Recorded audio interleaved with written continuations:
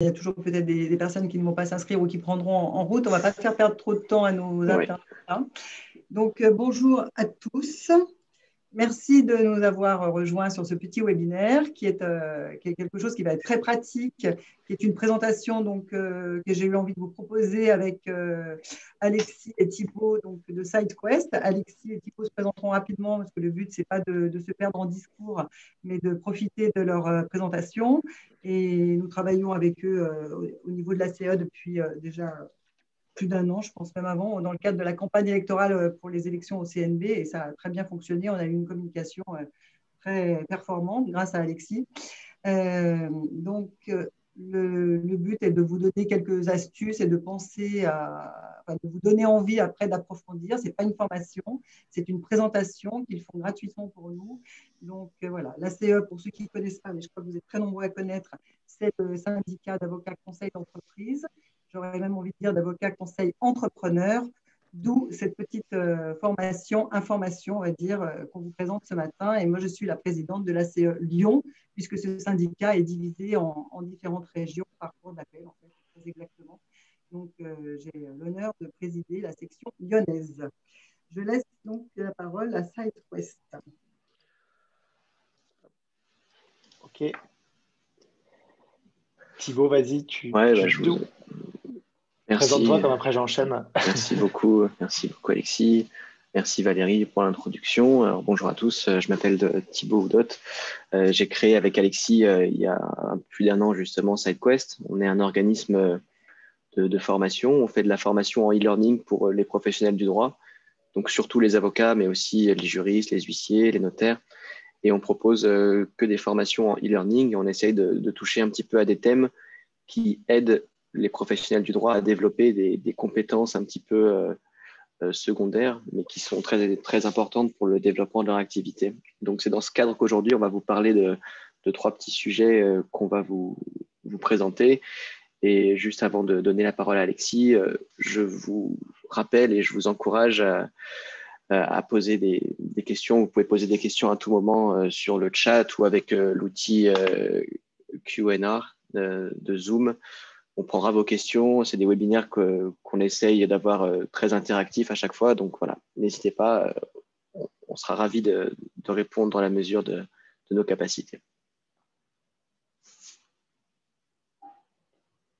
Alexis, on ne t'entend plus. Il faut remettre ton petit micro. Effectivement, je remets le son, c'est mieux. Merci beaucoup Thibaut. Merci Valérie encore pour ton invitation. Et c'est toujours un plaisir d'intervenir pour la CE et sur ces sujets qui nous tiennent à cœur. Alexis Debord, je suis également juriste de formation. J'ai monté plusieurs entreprises de conseil pour les avocats dans le cadre de leur transformation, de formation avec SideQuest et également des startups du droit, puisque je m'intéresse de très près à la transformation du marché du droit depuis 5-6 ans maintenant. Donc voilà, je suis vraiment passionné par l'entrepreneuriat et par le marché du droit, donc ça fait un cocktail passionnant, en tout cas moi qui me passionne. J'espère qu'on va pouvoir vous donner des astuces et vous passionner également avec les différents points qu'on va aborder ce matin. Thibaut, juste, je partage mon écran, tu pourras reprendre la main après, ça va couper ton partage, mais comme je dois aller sur, hop là, peut-être directement sur l'interface LinkedIn, est-ce que vous voyez mon écran? Thibaut, oui, non? Oui, c'est bon, moi je vois l'écran en tout cas. Et vous voyez bien astuce, on est d'accord? Oui, astuce pratique. LinkedIn. Allez, ouais. Impeccable.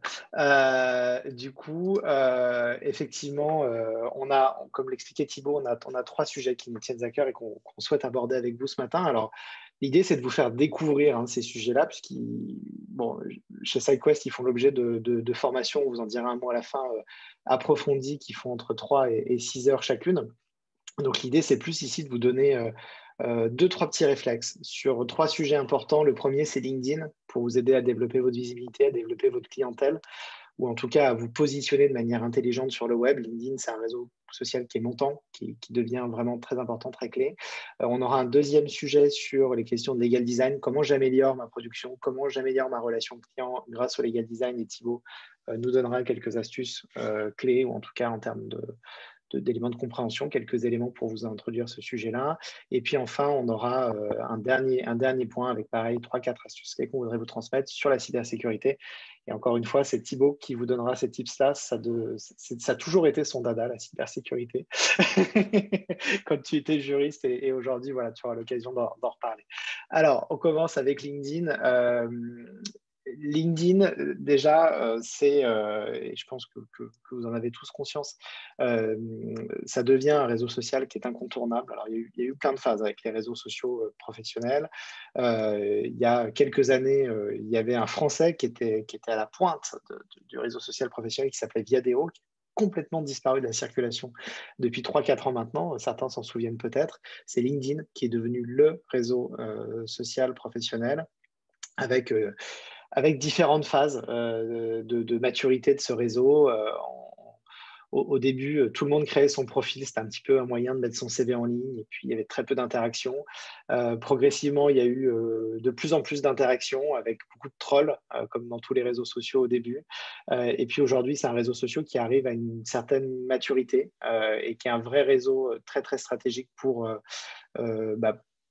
en tout cas vous positionner sur le web et puis pour développer votre activité. Alors, j'ai toujours pour habitude de dire, quand je parle des réseaux sociaux, c'est quand vous êtes sur les réseaux sociaux, c'est la continuité de vous, ce qu'on appelle in real life, donc dans la vie réelle, c'est la continuité de vous sur Internet. Donc, du coup, c'est fondamental que ces réseaux sociaux vous vous en empariez et qu'ils soient fidèles à ce que vous êtes, à votre personnalité et à la tonalité que vous avez l'habitude d'avoir et au comportement que vous avez l'habitude d'avoir en société. Si vous êtes quelqu'un de plutôt timide, assez naturellement, on va peut-être ressentir cette timidité-là sur LinkedIn. À l'inverse, si vous êtes quelqu'un d'enthousiaste, d'ouvert et ainsi de suite, ça doit se sentir, ça doit se ressentir.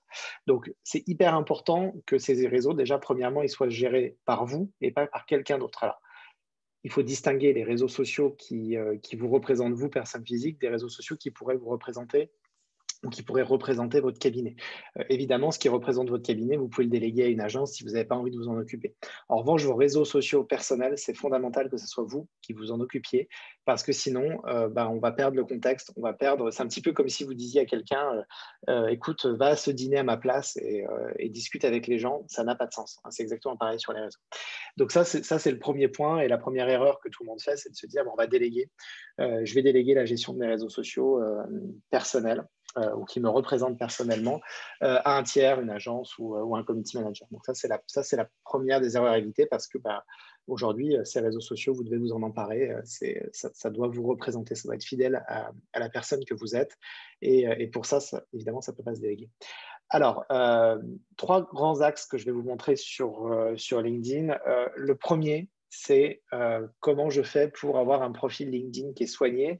Et on a le fameux effet LinkedIn où entre ce qu'on est in real life et ce qu'on montre sur LinkedIn, il y a toujours un gap plus ou moins important puisque effectivement, on va raconter une histoire, on va se mettre en scène sur LinkedIn et on va essayer de se valoriser au maximum. Alors, il y a des choses qu'on peut faire, il y a des choses qu'il faut éviter de faire. Je vais revenir juste après. On aura un deuxième temps sur comment je développe mon réseau. Et là, je vous donnerai quelques astuces. Et puis, un troisième temps sur la prise de parole parce qu'aujourd'hui, ça devient clé. Comme je vous le disais, le réseau, au départ, c'était… et d'ailleurs, c'est marrant parce que les 3 astuces que je vais vous donner, elles correspondent un petit peu aux 3 temps de vie de LinkedIn. Il y a 4-5 ans, on créait son CV, on le mettait en ligne. C'est un petit peu le temps, hein. C'est comment je crée un profil dynamique. Il y a eu un temps 2, c'est comment je fais en sorte d'avoir un maximum de réseaux professionnels avec, encore une fois, des choses bien et des choses moins bien en termes de comportement. Et en fait, aujourd'hui, LinkedIn devient un réseau social de contenu. C'est-à-dire qu'en fait, pour que vous puissiez capitaliser sur ce réseau, pour que vous puissiez développer votre clientèle, mais il va falloir prendre la parole. Il va falloir prendre la parole suivant certains codes et avec, voilà, pareil, certaines erreurs à éviter. Et donc, finalement, les 3 astuces que je vous montre là, elles ont toujours existé. Autrefois, il y a 4-5 ans, le seul truc qui comptait sur LinkedIn, c'était cette astuce 1, c'est comment je fais en sorte d'avoir un profil LinkedIn béton. Le temps 2, développer le réseau, c'est ce qui s'est passé entre 2017 et même 2019-2020. Et en fait, depuis 6 mois, 1 an, c'est l'émergence vraiment des prises de parole soignées pour exister en tant qu'influenceur, pour vraiment vous démarquer des autres sur le réseau. Alors, déjà, comment on soigne son profil sur LinkedIn? Est-ce que vous voyez toujours mon écran? Yes, ok, impeccable. Donc normalement, vous êtes sur LinkedIn avec moi. En fait, quand on regarde LinkedIn, et d'ailleurs on le voit ici, il y a ce qu'on appelle la première impression. Et cette première impression, c'est la photo de profil évidemment, le nom, prénom. Bon, le nom, prénom, vous ne pourrez pas changer grand-chose, mais c'est surtout la baseline, d'accord? La baseline, c'est ce qui va caractériser votre profil en 2 lignes. Et ça, c'est fondamental. Et c'est cette accroche qui va créer ce qu'on appelle la première impression. Quand je suis sur LinkedIn, cette première impression, c'est tout ce qui va apparaître sur le bandeau qui est ici. Faites une recherche, par exemple, je vais taper avocat sur LinkedIn. Et quand je tape avocat sur LinkedIn, vous voyez, on voit la photo de la personne, son nom, prénom, son titre. Alors évidemment, et d'ailleurs, vous voyez, quand je tape avocat, personne, hop, eh bien, je me rends compte que tous les avocats se présentent exactement de la même manière. C'est-à-dire qu'on a, bon, on peut se démarquer sur la photo, on se rend compte qu'il y en a qui sont en robe, il y en a qui sont derrière un lac, bon, chacun a son style. Par contre, au niveau de la baseline, tout le monde met exactement la même chose. C'est-à-dire avocat à la cour, avocat dans mon cabinet, avocat éventuellement collaborateur, mais en tout cas, personne ne se démarque. Et l'objectif sur un réseau social, comme dans la société, c'est de vous démarquer, c'est d'être fidèle avec la personne avec qui vous êtes en fait dans votre vie professionnelle. Donc, il va falloir soigner à la fois votre photo de profil et l'accroche. D'accord? Donc, ça, c'est fondamental. L'accroche, il va falloir essayer d'expliquer. Alors, c'est comme pour tout, et Thibaut va vous en parler après avec le legal design. Pensez à vos clients. Vous n'êtes pas là pour vous faire valoriser, vous faire booster auprès de vos confrères, on s'en fiche. Ce qui compte, c'est que vos clients comprennent au premier coup d'œil, à la première impression, qui vous êtes, ce que vous faites et quelle valeur vous pouvez leur apporter, quelle solution vous pouvez leur apporter. Donc, il faut être capable, dès cette première impression, sur l'accroche, de faire passer ces idées-là. Donc ça, c'est vraiment fondamental. Et donc, si vous dites avocat à la cour, avocat au barreau de ou avocat associé de, ce n'est pas suffisant et ce n'est pas ce qui va vous démarquer. Essayez d'expliquer la valeur que vous allez apporter à vos clients. Par exemple, vous travaillez avec des syndics immobiliers. Aujourd'hui, dites-le, avocat, vous ne pouvez pas dire spécialisé, mais avocat, conseil et accompagnement des syndics immobiliers dans leurs problématiques contentieuses, précontentieuses du quotidien. Mais là, immédiatement, vous allez qualifier votre activité, vous allez qualifier ce que vous pouvez apporter à vos clients. Et les personnes qui vont venir voir votre profil, elles vont immédiatement savoir, en allant voir votre profil, ce que vous pouvez potentiellement leur apporter. Vous êtes direct, vous êtes clair et vous évitez d'être complètement noyé au milieu de la masse. Vous allez vous distinguer de manière beaucoup plus forte. Je vais chercher 2-3 profils. D'ailleurs, certains sont membres de l'ACE. Voilà. Alors ensuite, on va prendre... on va prendre 2 exemples. Par exemple, Camille Merlet, qui est avocate à Marseille. On voit immédiatement qu'elle fait du droit des affaires, c'est spécifié ici, et qu'elle a une certaine agilité dans le service juridique qu'elle fournit. Alors, service juridique agile, pour beaucoup d'entre vous, ça ne veut peut-être rien dire du tout, mais en fait, ça veut dire quelque chose pour la clientèle de Camille. Camille, sa clientèle, c'est des designers, c'est des développeurs informatiques, c'est des intervenants et des freelances qui travaillent dans le monde du web. Et en fait, dans le monde du web, l'agilité, c'est un concept qui est très important et qui va leur parler. Donc, quand on dit service juridique agile, on va comprendre que cette avocate a les codes de sa clientèle. Donc ça, c'est hyper important. Je vais prendre un deuxième exemple, Caroline Chancet. Caroline Chancet, elle va effectivement dire qu'elle est avocate associée dans son cabinet, mais elle va aussi ajouter immédiatement ses domaines d'expertise spécifiques, les domaines d'expertise dans lesquels elle est le plus à l'aise, qu'elle fait au quotidien. Données personnelles, IT, commercial, et sa cible, c'est des PME et des startups. Donc, en fait, immédiatement, si je suis un client potentiel de Camille, je vais me dire, OK, cette personne, elle a l'habitude de travailler avec des gens comme moi. Et si j'ai une problématique qui est liée à du RGPD ou à une problématique IT ou développement commercial de mon entreprise sur le web, je vais me dire, OK, c'est la bonne interlocutrice, je vais avoir envie d'aller vers elle. Donc, ça, c'est vraiment clé. Et c'est ce qui va vous aider à vous distinguer. Donc, soignez cette accroche. Et ensuite, un autre tips. Alors, comme je vous le disais, dans cette première impression, il y a cette accroche qui est fondamentale pour vous distinguer. Il y a la photo de profil. Alors, la photo de profil, c'est toujours une question éternelle. Qu'est-ce qu'une bonne photo de profil sur LinkedIn?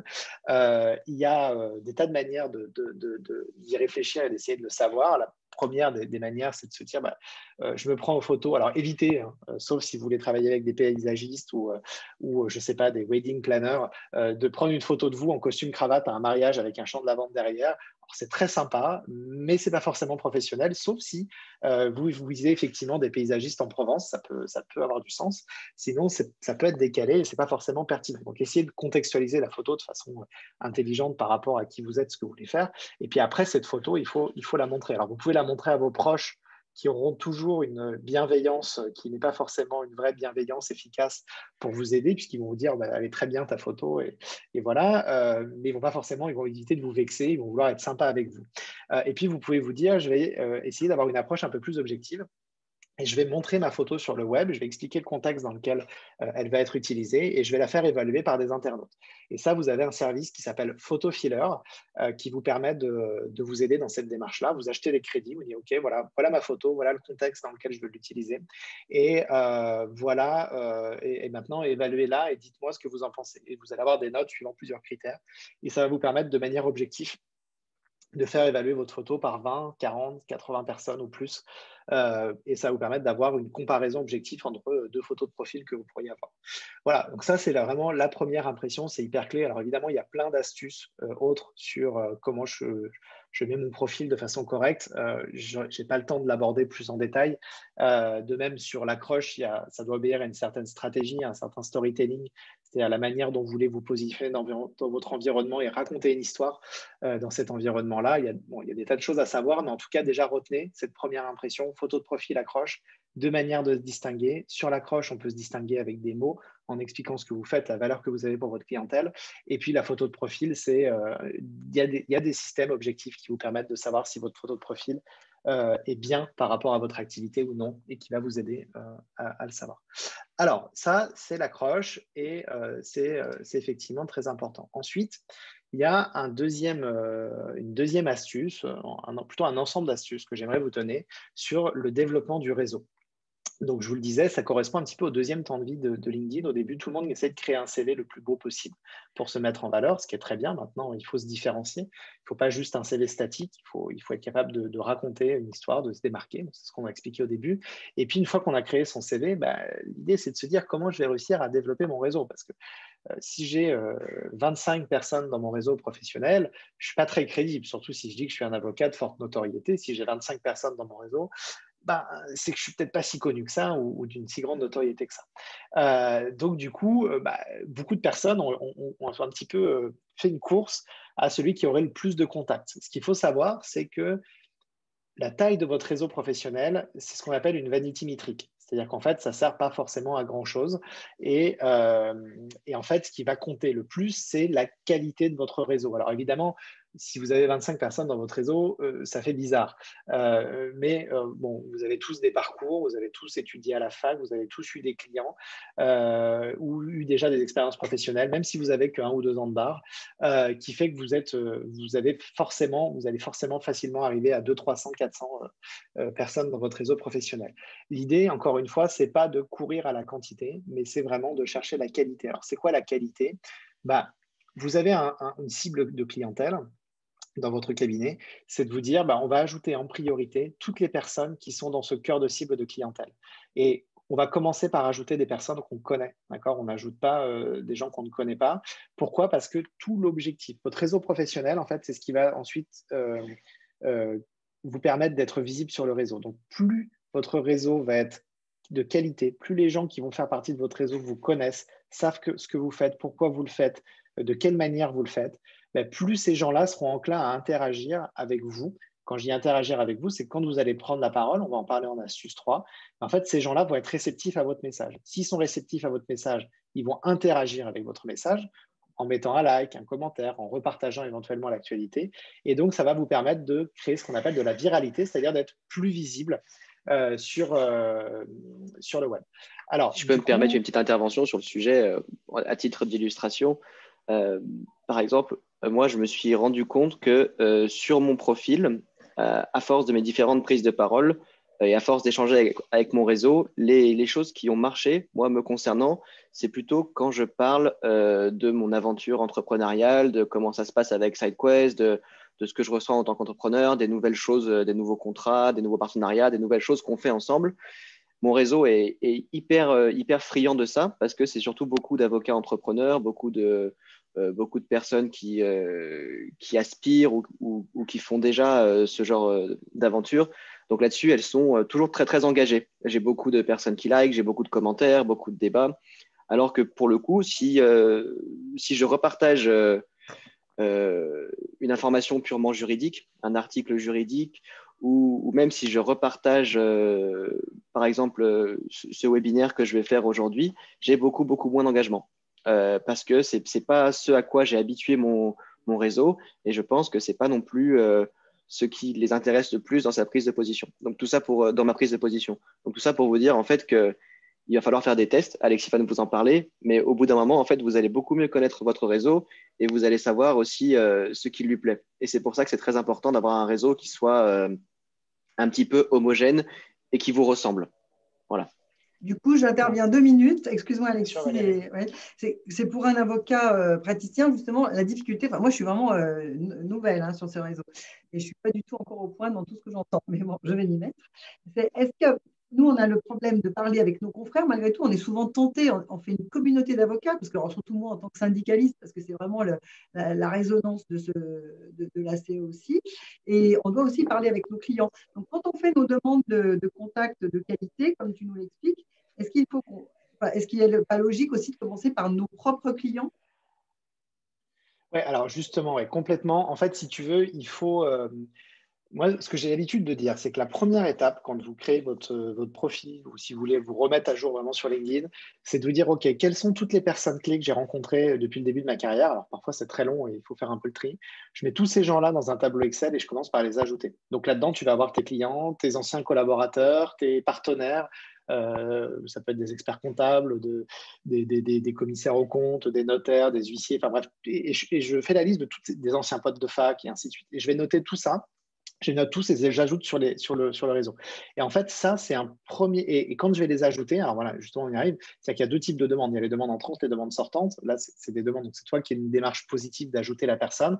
Je vais systématiquement, quand c'est des gens avec qui j'ai peu échangé depuis longtemps, reprendre contact avec un petit mot sympa en mode tiens, salut Bertrand, je suis ravi de te retrouver.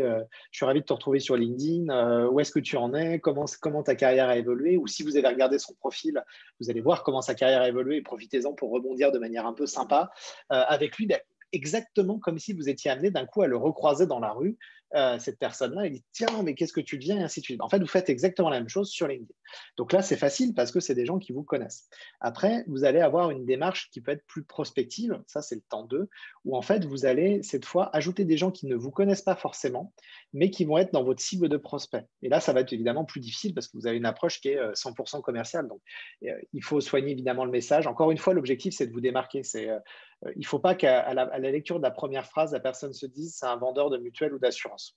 Bon, je caricature et désolé s'il y en a qui ont des vendeurs d'assurance ou de mutuelle avec eux, mais ils sont terribles sur LinkedIn, ils vous contactent pour essayer de vous refourguer la protection, machin ou le truc, et voilà, il n'y a rien de pire. Donc, du coup, voilà, essayez de vous démarquer dès le départ, et la manière de vous démarquer dès le départ, c'est une prise de contact du type, alors c'est un exemple parmi d'autres, c'est à vous de trouver la tonalité, ce qui vous ressemble encore une fois, mais c'est cher monsieur, vous exercez dans tel secteur, alors n'automatisez pas les messages parce qu'il y a une fois sur 2, en fait, le message automatique va partir à une cible qui ne correspond pas et vous passez pour un idiot. Prenez le temps de regarder le profil de la personne et prenez le temps de personnaliser votre accroche avec cher monsieur, vous êtes dans le secteur du BTP par exemple. Alors, je ne sais pas si sur LinkedIn il y a beaucoup de personnes du secteur du BTP, mais admettons, vous êtes, j'interviens très régulièrement auprès des acteurs du BTP. Je publie très régulièrement des contenus pour les aider à se prémunir contre des risques juridiques courants liés à leur activité. C'est dans cette démarche-là que je vous invite à rejoindre mon réseau professionnel pour que vous puissiez avoir accès à ces infos-là, ni plus ni moins. Et là, du coup, la personne, elle reçoit le truc, elle se dit ah ok, bon, ouais, bah, pourquoi pas, il peut y avoir des infos qui m'intéressent qu'elle va publier, cette avocate ou cet avocat, et du coup, je vais accepter l'invitation. Et alors, ça, c'est le premier point, donc c'est un point une accroche un peu timide. Après, vous pouvez avoir une approche un peu moins timide, où là, essayez de poser des questions et d'entamer un dialogue. C'est-à-dire que si vous obtenez une réponse de la personne, derrière, vous allez créer le début de lien et vous allez créer la discussion. Et en créant une discussion, les gens vont s'intéresser à vous, ils vont commencer, il va y avoir de l'empathie qui va se mettre en place, et à un moment donné, le passage du d'une simple discussion de quelqu'un qui pourrait être un prospect risque de passer en leads et en client. Alors, ça prend du temps, tout ça, on est sur des cycles. Et au-delà de ça, en plus, ça peut aussi se transformer en partenaire. Hein. Moi, je regarde depuis 1 an le nombre de personnes avec qui j'ai juste commencé à discuter un petit peu sur LinkedIn, parfois de manière intéressée pour me dire que ça pouvait devenir des prospects.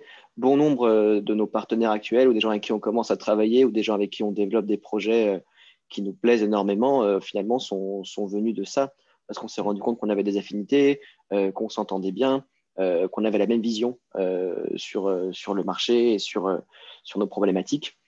Donc, ce n'est pas seulement trouver de la clientèle, c'est aussi potentiellement trouver des partenaires, des gens à qui vous pouvez rendre service et qui plus tard vont vous rendre service, vont vous aider à trouver les contacts qu'il vous faut ou les problématiques sur lesquelles vous voulez agir. Complètement. On avait une question, comment supprimer des contacts? Alors, tu peux montrer peut-être, tu peux montrer sur… Du coup, ça revient aux demandes entrantes. C'est-à-dire qu'effectivement, quand on est, enfin moi j'en ai fait les frais au début, quand on est débutant entre guillemets sur les réseaux, on est content de voir quelqu'un, hop, on accepte et on se retrouve effectivement avec le marchand de fou du coin. C'est ça. Donc, alors, bon, pour faire effectivement le tri dans votre réseau, alors voilà. Hélas, l'objectif, c'est de vous donner quelques astuces clés sur chacun des sujets. Mais juste, je vous montre quand même pour répondre à la question. Vous allez sur le profil de la personne que vous voulez supprimer et vous allez ici dans plus. Alors, faites-le depuis un ordinateur. Vous pouvez le faire depuis mobile aussi, mais là, je vous le montre depuis ordinateur. Vous cliquez sur le plus ici. Et là, en fait, vous avez 3 niveaux pour vous détacher d'une personne. Soit vous décidez de ne plus la suivre. La personne va continuer à voir vos actualités, mais vous n'allez plus voir les siennes. Donc ça, c'est intéressant quand vous avez dans votre réseau quelqu'un de proche, vous ne voulez pas le vexer. Mais par contre, toutes ces actualités vraiment vous fatiguent. Vous voyez toujours la même chose. Bon, ça vous fatigue, vous ne voulez plus avoir accès à ces infos. Vous choisissez de ne plus le suivre. Ça, c'est le premier niveau. Le deuxième niveau, c'est que vous vous retirez de la relation. Donc, en fait, elle ne va plus faire partie de votre réseau professionnel. Donc là, vous ne voyez plus ces actus et la personne ne voit plus vos actus non plus. D'accord ? Et puis après, vous pouvez carrément aller sur un signalement, bloquer la personne. Et là, en fait, à aucun moment, vous allez pouvoir retrouver la personne de votre réseau. Alors, ce qu'il faut savoir, c'est qu'à aucun moment, cette personne va être notifiée d'une de ces 3 actions. Elle ne le sait pas. Par contre, si elle cherche, elle va s'en rendre compte. C'est-à-dire que d'un coup, elle ne va plus vous trouver sur LinkedIn. Elle va peut-être se rendre compte qu'auprès d'un de ses amis, vous êtes toujours sur LinkedIn. Elle va se dire, tiens, j'ai été bloqué ou signalé. Si elle a été dans votre réseau et qu'elle va ensuite sur votre profil, elle va s'apercevoir que vous n'êtes plus en relation. Elle va se dire, tiens, on ne fait plus partie du même cercle. Donc, j'ai été supprimé de son carnet d'adresse. Donc, voilà. Donc, elle peut s'en rendre compte, mais voilà, c'est une démarche un peu plus longue. Montre peut-être juste aussi là où on peut voir tout son réseau d'un coup, parce que là, c'est pour faire une personne en particulier, mais voilà, vous pouvez aller ici, voir toutes vos relations.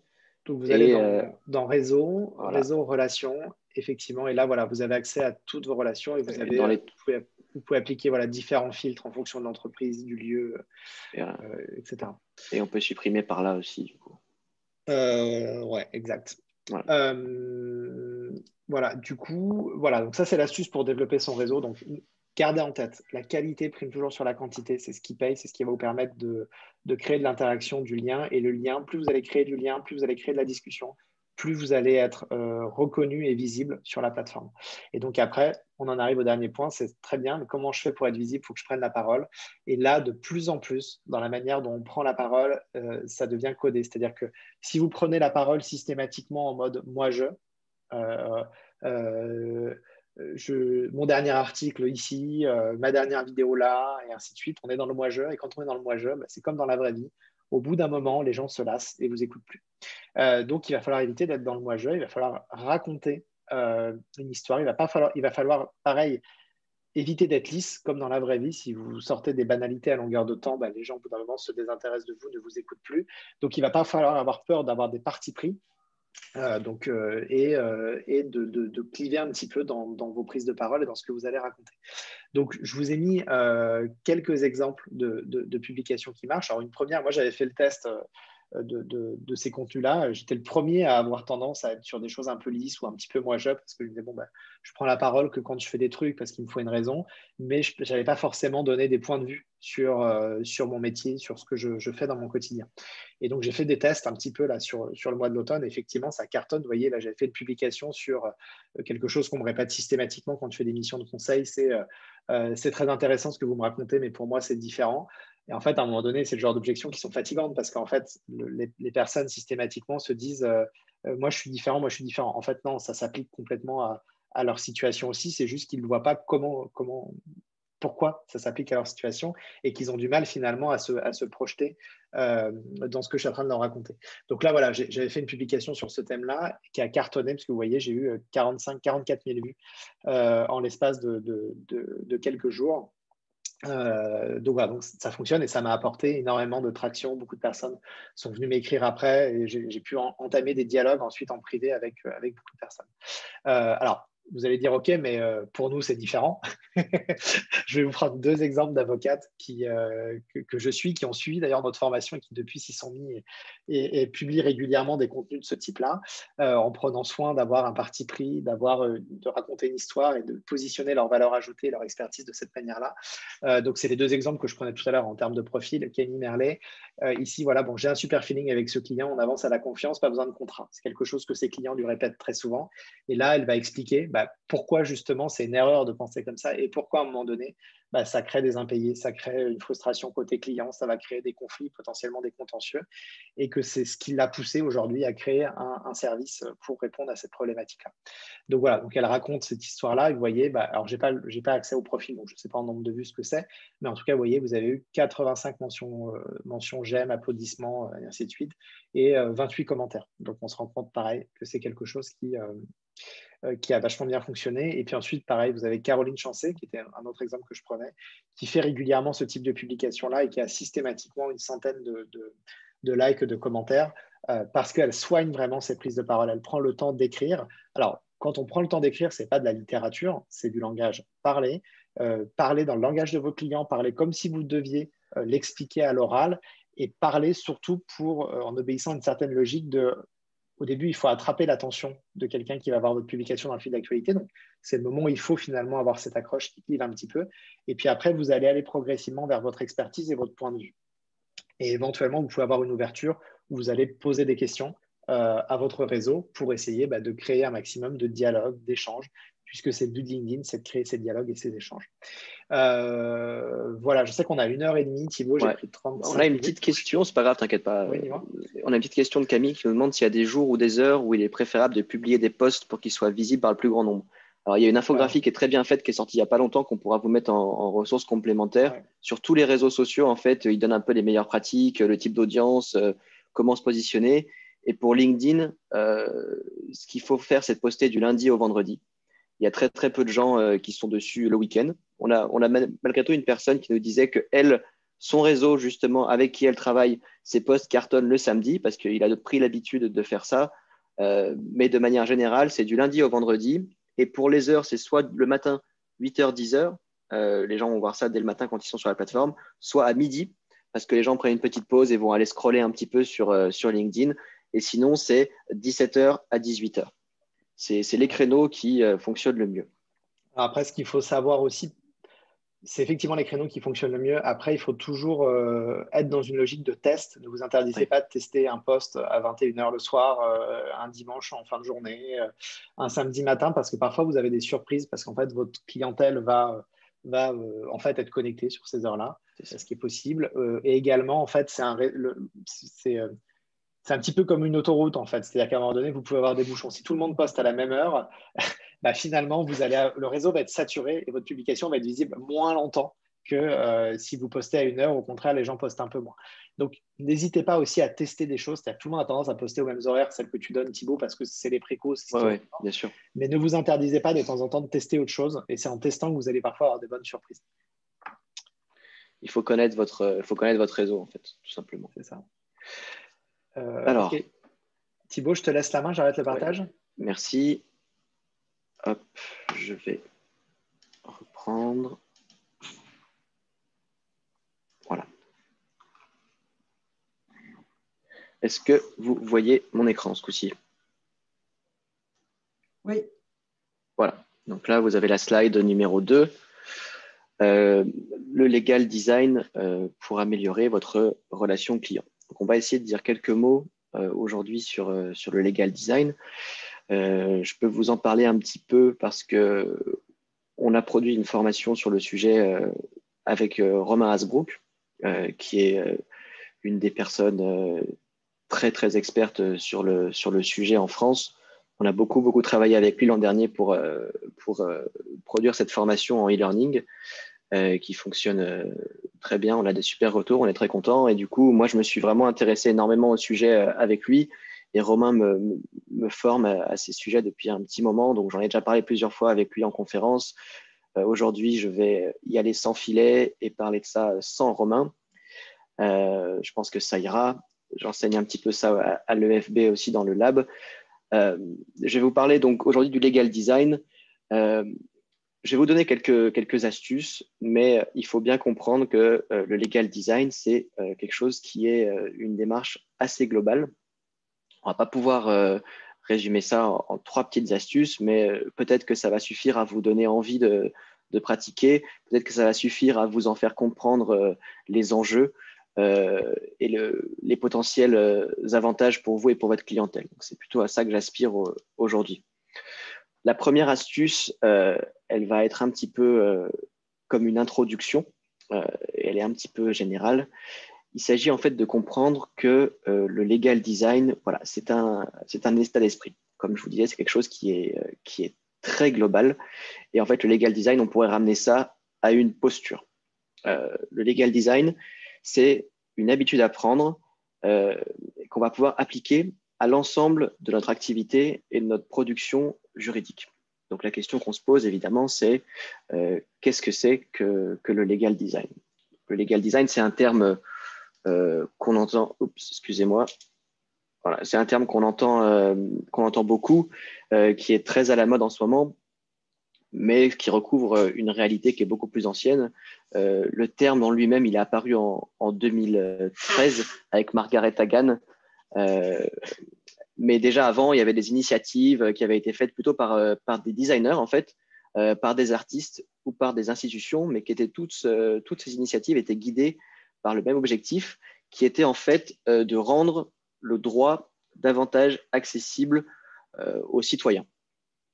Et aujourd'hui, c'est un petit peu autour de cette idée que tourne le legal design, et c'est devenu également un enjeu qui est tout à fait technique et qui est même désormais exigé en fait dans certaines réglementations, comme le RGPD, qui demande spécifiquement que les politiques de gestion des données personnelles que les entreprises vont proposer soient exprimées en des termes simples et facilement compréhensibles. Ça, très clairement, c'est du legal design.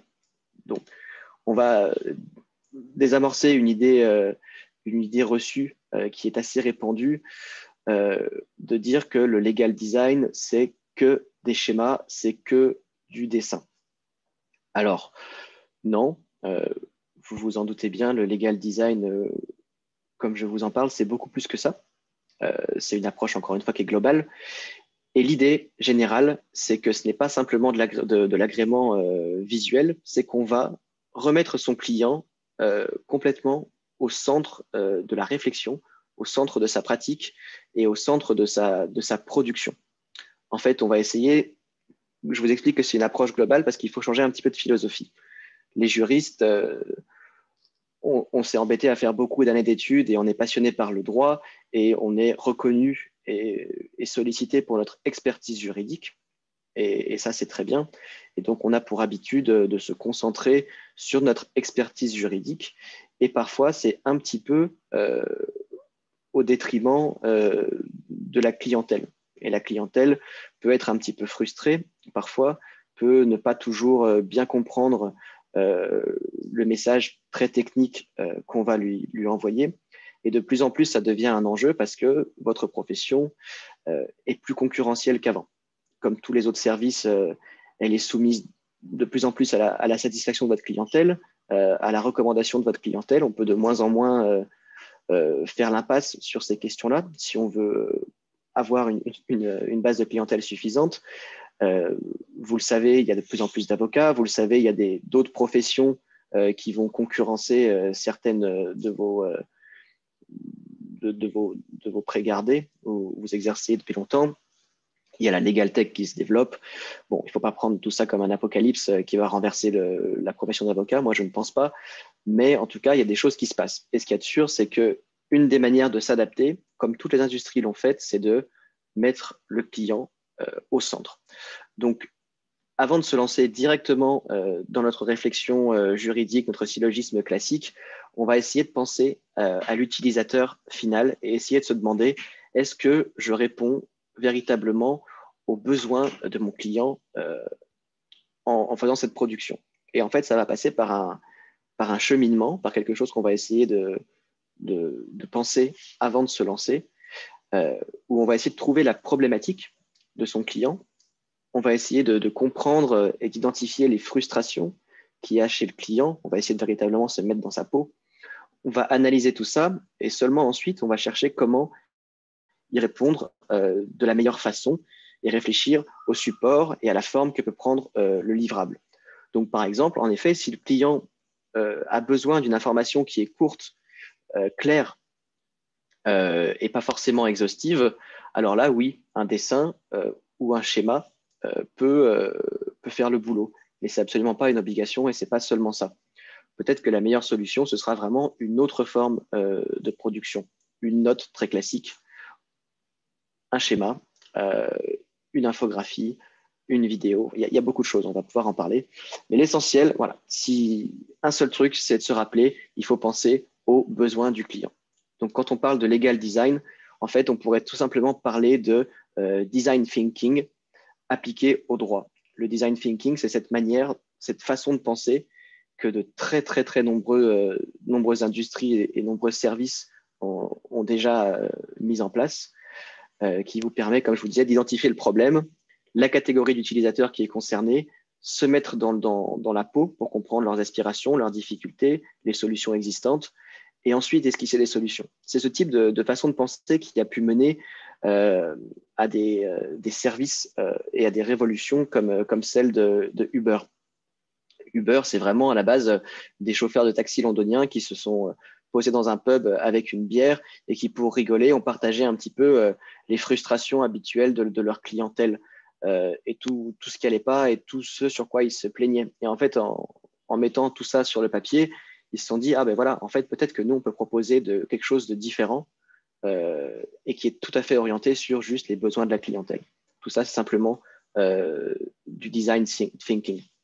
Donc voilà, pour cette première astuce, je peux juste vous encourager à essayer de prendre un petit peu de recul, à réfléchir aux problématiques de votre client, à vous mettre dans sa peau, parce que forcément, c'est normal, on est avocat, on est juriste, on perd un petit peu cette habitude de se mettre dans la peau du client, à notre expertise, à notre façon de travailler, mais il faut se forcer à essayer de se mettre de l'autre côté de la table. Et ensuite, le legal design, pour terminer cette petite introduction, ça va être des choses très concrètes que vous allez pouvoir activer une fois que vous vous êtes concentré sur le client, que vous avez identifié ce qu'il veut. Là, vous allez pouvoir utiliser le legal design. Et en gros, il y a 5 piliers principaux sur lesquels repose le legal design. Le tout premier, c'est le diagnostic client dont je vous parlais. On ne se lance pas au hasard. On ne se lance pas avec ses intuitions et sa certitude parce qu'on peut se planter. Déjà, avant tout, on s'interroge. Pour qui est-ce que je vais produire ça? Pourquoi faire? Dans quel contexte? Est-ce que mon client a besoin d'une note juridique qu'il pourra facilement présenter en conseil de direction et qu'il doit présenter en conseil de direction sur PowerPoint? Pourquoi pas essayer de réfléchir à lui faciliter la tâche en présentant déjà un PowerPoint en plus de ma note juridique. Donc déjà, diagnostic client, quels sont les besoins?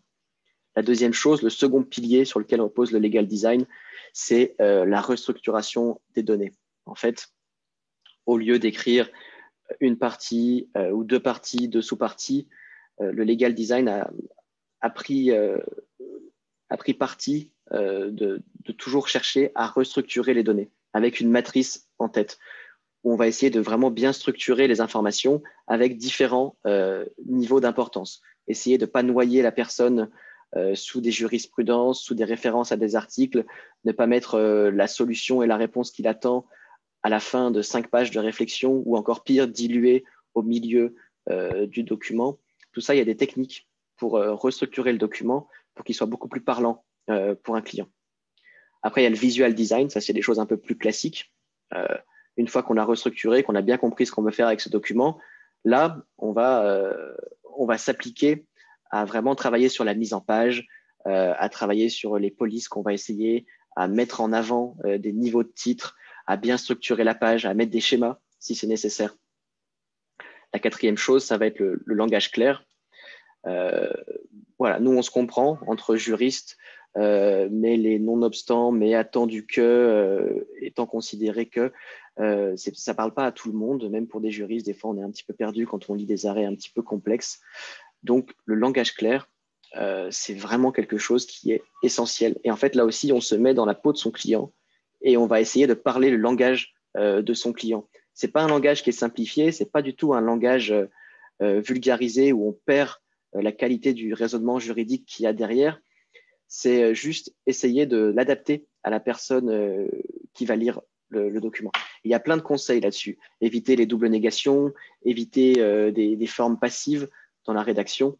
Je vous ai mis en ressources complémentaires un tableau qui va vous donner une dizaine de règles que vous pouvez tout de suite mettre en place pour le legal design. On passera un peu sur ces ressources à la fin. Là, je vous ai donné plein de choses très, très concrètes à la fin que vous pourrez actionner au quotidien. Mais voilà, on pense naturellement que voilà, on est très pro parce qu'on a un langage très juridique, que c'est super professionnel, que le client va adorer. Mais en fait, dans les faits, il va être un petit peu perdu. Soit il va vous le dire et il ne sera pas très satisfait, soit même il ne va pas oser vous le dire parce qu'en face, il a un avocat qui respecte beaucoup. Il pense que si l'avocat dit tout ça et que c'est un grand professionnel, c'est vrai. Il ne va pas forcément avoir compris. Et en fait, le pire, c'est que ça peut créer de l'insécurité juridique. Votre client reçoit votre email, reçoit votre note. Il n'a pas vraiment compris complètement. En tout cas, il n'a pas compris de manière très concrète, matérielle. Donc, il va se lancer, mais peut-être pas de la bonne manière. Et là, c'est votre devoir en tant que professionnel de vous assurer et d'accompagner votre client et du coup de se mettre à son niveau, notamment avec le langage clair. Et le dernier pilier du legal design, on ne va pas forcément en parler aujourd'hui, mais ça, c'est pour les personnes qui veulent développer des nouveaux services. Avec Alexis, on fait très souvent ça avec des partenaires sur des missions de conseil.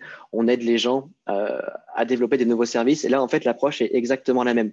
Si on veut lancer un nouveau service en tant que cabinet d'avocat, on ne se lance pas au hasard, surtout qu'on va mettre de l'argent, qu'on va mettre de la publicité, qu'on va mettre de la communication, qu'on va mettre des équipes. Et il faut déjà analyser son segment de clientèle, analyser ses besoins, analyser un petit peu la concurrence. Et ça, c'est de l'approche de design de service legal design. Et c'est super intéressant. Ce n'est pas forcément le sujet d'aujourd'hui, mais voilà, tout ça pour vous dire qu'on peut faire beaucoup de choses avec du legal design et que le legal design peut prendre, du coup, s'appliquer à toutes les matières et sous toutes les formes. Les matières auxquelles on peut appliquer le legal design, est-ce qu'il y a des choses, vous, qui vous viennent en tête? Oui, vous aurez les slides. On vous enverra toutes les slides, bien sûr. Est-ce que certains veulent essayer de donner des pistes? Ce à quoi on peut appliquer le legal design en tant qu'avocat ou que juriste? C'est le petit moment interactif. Spontanément, voilà, après chacun pourra prendre la parole. Je dirais que ça s'applique quasiment à tout. Moi, au cabinet, je fais la chasse et c'est donc intuitif parce que je ne savais pas que ça s'appelait du legal design. Mais bien sûr. À toutes ces consultations, je reviens d'audience, je fais le compte-rendu d'audience, il y a des phrases qui font 4 lignes, 5 lignes. Pour le pauvre bailleur qui n'est pas payé de son loyer, qui a un retraité qui n'a pas forcément la culture, puis c'est pas péjoratif, on a plein de clients qui n'ont pas la culture des termes juridiques, tu l'as très bien dit. Donc c'est vraiment beaucoup de bon sens et ça s'applique à tout. Une consultation fiscale, alors effectivement, la difficulté, c'est de ne pas perdre du fond, de ne pas perdre de l'exactitude, mais il faut faire des progrès déjà dans les tournures, faire des phrases courtes, des phrases actives, oublier les verbes d'état. On a dû apprendre ça en 5e, et je trouve que ça s'applique très très bien déjà pour les premiers tips. Voilà. Tout à fait. On a Inès qui nous dit les consultations, les contrats, les mails, les conclusions, son site internet, sa communication en ligne, tout ça c'est vrai. Et je te remercie Valérie d'avoir précisé que c'est énormément de bon sens. Je ne suis pas en train d'arriver avec mes gros souliers pour vous dire qu'il faut tout repenser, tout revoir. Il y a sûrement beaucoup de choses que vous faites déjà très bien parce qu'en fait, si vous avez 10 ans, 15 ans de pratique, les réflexes, vous les avez aussi pris naturellement parce que naturellement, vous vous êtes adapté à votre clientèle. Vous ne faites plus des emails hyper longs avec des références juridiques parce que vous savez que ce n'est pas ce qu'on vous demande quand vous voulez une réponse courte et percutante. Donc, il y a plein de choses, c'est du bon sens. Mais des fois, c'est vrai que c'est intéressant de comprendre les mécanismes qu'il y a derrière pour pouvoir développer vraiment des automatismes et des habitudes. Donc voilà, c'est vrai, ça peut s'appliquer aux consultations, aux contrats, aux mails, à vos offres de services, même à vos conclusions qui sont remises au juge. Ça se fait de plus en plus. Et les juges commencent à être du coup habitués à ces choses-là et sensibilisés à ces choses-là. Et j'en parlais avec une avocate il y a 2 jours qui m'a dit qu'elle avait eu, elle, un référé dans l'heure où elle s'est présentée. Au lieu d'avoir 50 pages de procédure, elle a fait rapidement un petit PowerPoint pour expliquer la problématique en 4-5 slides. Évidemment, les 50 pages sont déposées aussi. Mais en fait, les juges sont hyper friands. Il ne faut pas croire que les juges, s'ils doivent analyser un contrat hyper complexe avec un framework agreement, avec plusieurs work packages s'il a 2 pages qui lui expliquent un peu la structure générale avant de se lancer dans le contentieux, ben, il va être hyper content de ça. Donc, ça peut s'appliquer à toutes les matières et ça peut s'appliquer pour votre clientèle, ça peut s'appliquer entre confrères, ça peut s'appliquer dans le judiciaire. Et quand je vous expliquais que voilà, ça se présente sous de nombreuses formes, c'est que le legal design de base, voilà, on va l'appliquer à ces contrats, à ces mails, mais la forme que ça peut prendre, en fait, il y a des gens qui font du legal design de plein de façons. Donc là, ça peut être du texte, comme on parle depuis tout à l'heure, mais ça peut se traduire aussi, la réflexion legal design peut vous mener à produire des podcasts, peut vous mener à produire de la vidéo, peut vous mener à produire des flyers, peut vous mener à produire des affiches, une application, un site internet, des posts sur les réseaux sociaux, on va le voir. Et même un exemple, moi, que j'aime beaucoup, c'est des sets de table. En fait, c'est avec Romain, il avait travaillé sur donner de l'information en fait aux personnes sans domicile fixe par rapport à leurs droits, par rapport à ce qu'elles pouvaient demander, par rapport à comment elles pouvaient se faire accompagner. Et la grande difficulté, c'était de savoir un petit peu comment on pouvait atteindre ces personnes et comment on pouvait leur donner l'information de manière claire, efficace, exhaustive. Et en fait, il avait été réfléchi après cette démarche un petit peu intellectuelle et décidé qu'en fait, cette information serait présentée sur des sets de table qui seraient donnés sur les plateaux pendant les maraudes. Et ça a hyper bien fonctionné. Voilà. Mais il y a un peu de réflexion qui amène là-dessus derrière. Il y a quelqu'un qui a levé la main, je vois. Paul Baud, Barbara. Si vous avez une question, n'hésitez pas. Ou si vous voulez prendre la parole, je ne sais pas. Bon, en tout cas, le chat est ouvert, n'hésitez pas. Deuxième astuce que je vais vous donner un petit peu plus concrète. On peut repenser son activité avec le legal design. On a compris, il faut mettre le client au centre de ses réflexions. J'espère que vous l'avez compris. S'il y a une chose à retenir, vraiment, c'est celle-là. On pense satisfaction. Et en fait, avec la communication, on va pouvoir appuyer cette stratégie un petit peu sous-jacente et un petit peu plus profonde. Et au passage, en plus, la communication, ça vous permet de mettre en avant votre image de marque, de mettre en avant vos équipes, de mettre en avant vos caractères différenciants. Ça peut servir à beaucoup de choses. Je vais vous montrer quelques exemples. J'en ai pris surtout de LinkedIn pour faire un petit peu écho à ce qu'Alexis vous a montré et vous expliquer qu'on peut arriver à ce type de rendu en réfléchissant de manière un petit peu legal designée. Mais il faut bien comprendre que c'est comme pour les schémas. Un schéma, ça ne suffit pas pour faire du legal design.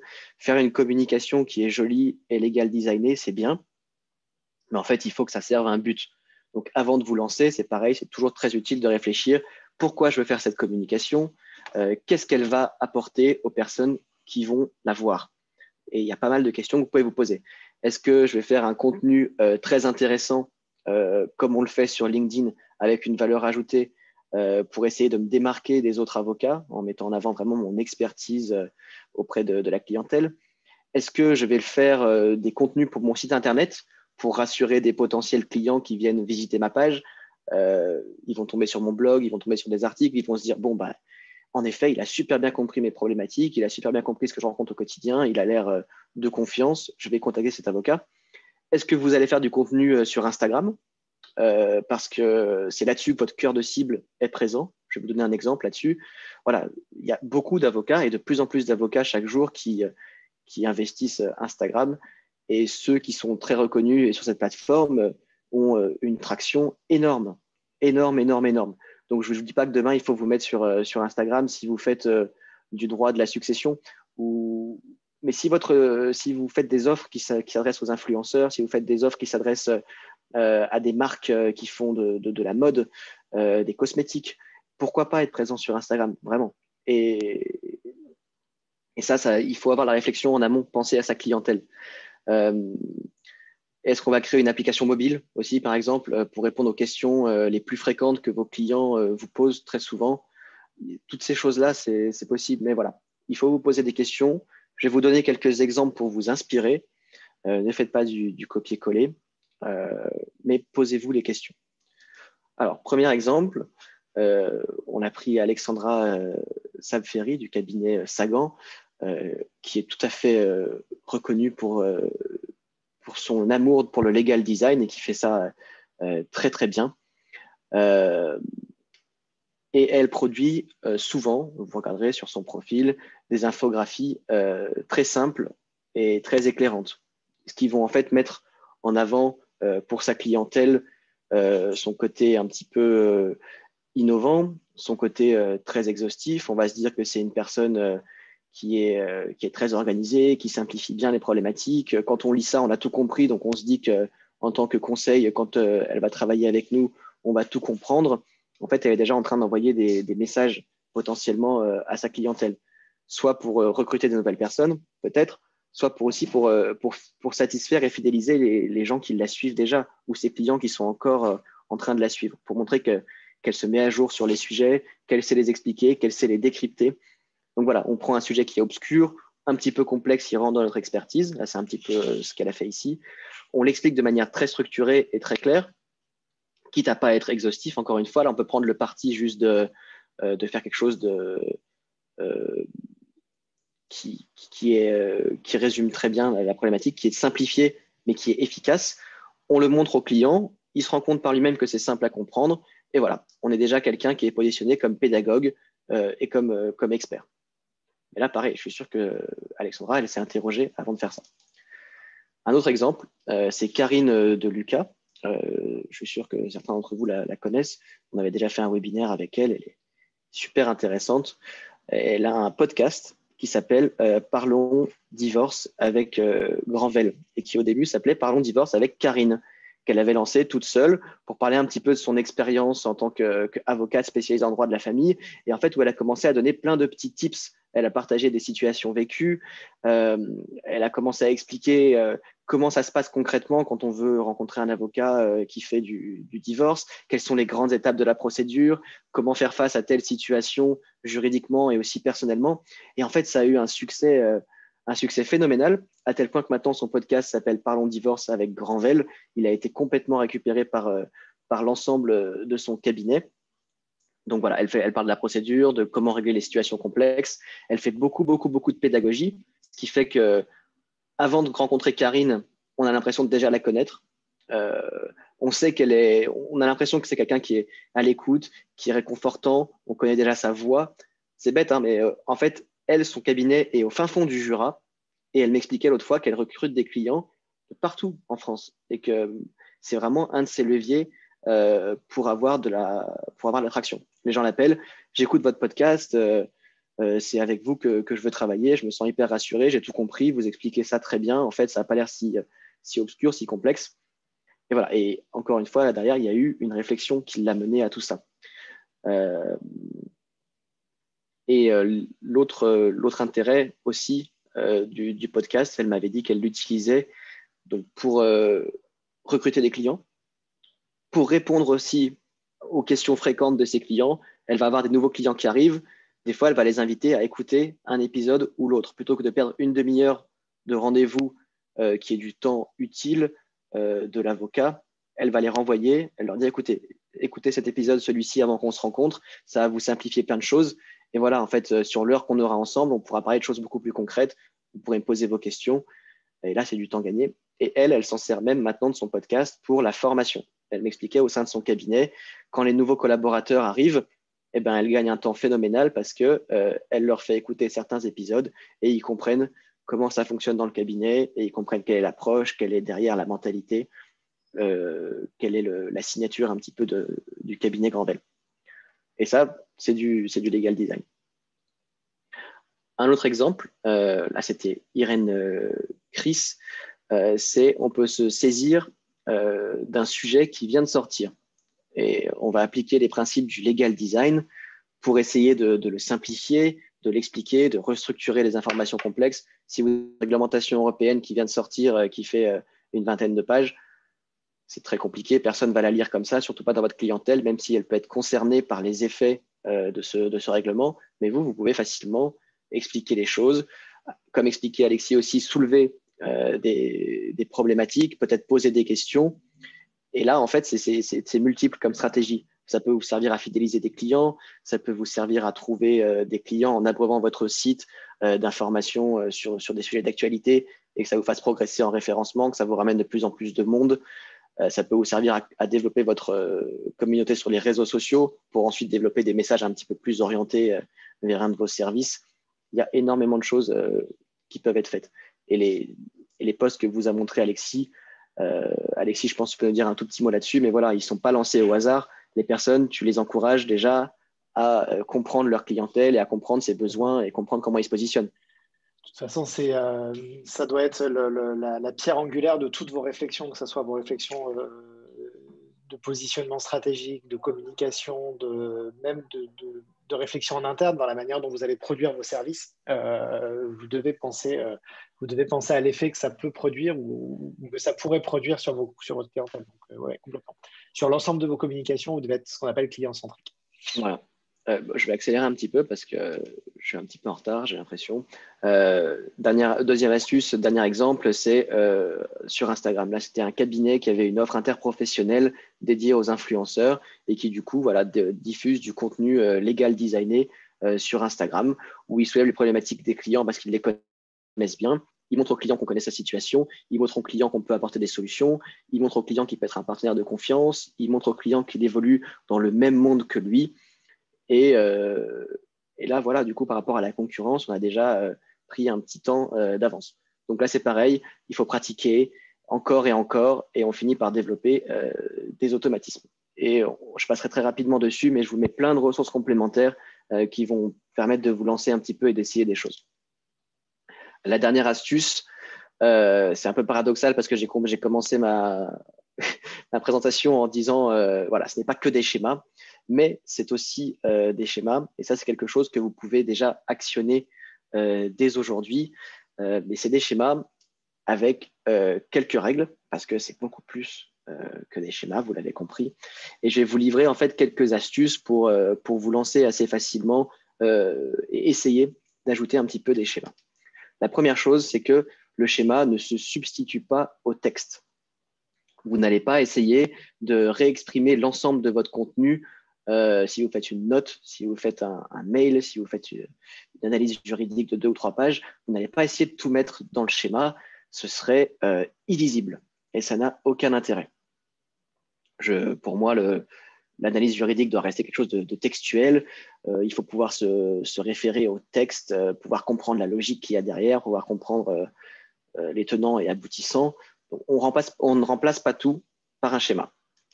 Le schéma, il va plutôt aider le lecteur à entrer dans le texte. Ça lui permet de se préparer à ce que le texte va dire un petit peu après, ou ça permet de rappeler les informations importantes qu'on vient de développer, ou alors le schéma peut donner un petit peu un rôle de carte d'ensemble, de vision d'ensemble de ce que le document va aborder par la suite. Ensuite, du coup, ne placez pas votre schéma à la fin, parce que voilà, si on ose faire des schémas et qu'on le met à la fin, c'est un petit peu bon, je suis pas trop sûr de ma démarche. Si on le fait, il faut oser, il faut se lancer et se dire voilà, je vais le faire. Le schéma, il est là pour aider votre lecteur à rentrer dans la complexité de vos propos et donc on le met en tête. Parce que imaginez votre lecteur qui va prendre le temps de lire 3 pages d'analyse juridique en se concentrant, en prenant une demi-heure de son temps, voire 1 heure, et qu'à la fin seulement, il trouve un schéma qui lui éclaire et qui lui donne des clés de compréhension, c'est hyper énervant pour votre utilisateur et c'est inutile. Donc voilà, on assume, on met le schéma en tête. Il y a Monsieur Grimaud voilà, qui me... Est-ce que vous conseillez les outils informatiques spécifiques pour créer du design des schémas facilement? Oui, je vous en conseille dans les ressources complémentaires et je passerai dessus en quelques minutes à la fin. Adopter un parti pris. Votre schéma, c'est comme pour le reste, on ne fait pas les choses au hasard. Votre schéma, il accompagne le texte et il remplit un rôle. Donc, si vous mettez juste un schéma pour faire joli ou pour remplir un blanc entre 2 paragraphes, vous êtes sûr que votre schéma, il n'est pas pertinent. Donc, en fait, il faut pouvoir se dire, par ce schéma, je veux montrer que. Donc, pour être sûr qu'on arrive à faire quelque chose d'utile et de pertinent, on se pose des questions. Quel est mon sujet, encore une fois? Qui est mon utilisateur? Quel est le besoin de mon utilisateur par rapport au sujet que je vais aborder? Et quel est, moi, mon parti pris par rapport à tout ça? Est-ce que je veux faire un schéma très exhaustif? Est-ce que je veux faire un schéma un petit peu ludique pour reposer un peu la personne qui va lire ma note et pour être sûr qu'elle va au bout? Est-ce que je veux faire un schéma extrêmement pratique qui résume toute la situation avec des flèches, etc. C'est à vous de voir. Il faut que vous ayez un parti pris. Vous ne pourrez pas tout faire en même temps. Si vous faites quelque chose de très exhaustif, vous ne serez pas forcément pédagogique. Mais si vous faites quelque chose de très pédagogique et de très clair, vous ne serez pas forcément exhaustif. Mais vous devez vous poser ces questions. Sinon, vous allez partir un peu dans tous les sens et votre schéma ressemblera à rien. Et une fois qu'on a fait ces choix, il faut utiliser un type de schéma qui est le plus adapté. Il y a des schémas de process, il y a des schémas d'impact, il y a des schémas de cartographie, il y a des schémas de comparaison. Regardez tout ça sur Internet. Et en plus, ça va avec mon dernier conseil, c'est qu'il faut s'inspirer de ce qui existe déjà. Allez voir des bases de données de schémas sur Internet, sur PowerPoint, sur Word. Il y a plein aussi de logigrammes, il y a plein de choses comme ça qui sont déjà un petit peu toutes faites.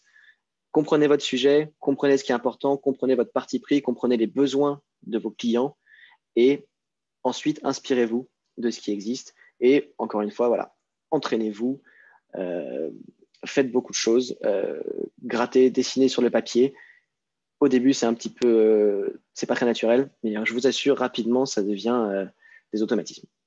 Voilà. Donc, si vous avez des petites questions sur le legal design, je peux les prendre très rapidement, mais je vais ensuite passer au sujet suivant. Valérie et Alexis, si vous voulez ajouter quelque chose là-dessus, je vous en prie, sur les schémas, sur toutes ces choses, c'est le moment aussi. Non, c'est OK pour moi. Moi, c'est bon. Et c'est certain que tout ça, ça donne envie d'approfondir, mais je rappelle bien que c'était une présentation, puisqu'on ne peut pas faire des formations complètes sur les 3 sujets. C'était juste pour vous mettre en appétit. Voilà. Donc, je vais vous mettre en appétit sur un autre sujet maintenant. Je change complètement de casquette. Je passe un petit peu pour l'homme à tout faire. Là, je vais vous parler de cybersécurité. C'est un sujet que pour le coup, je maîtrise un peu mieux que le legal design. J'ai travaillé, en fait, avant de lancer SideQuest avec Alexis. J'étais juriste au département juridique chez Airbus à Toulouse et je traitais justement de toutes ces problématiques réglementaires en lien avec la cybersécurité. Donc, c'est un sujet que moi, je trouve vraiment passionnant.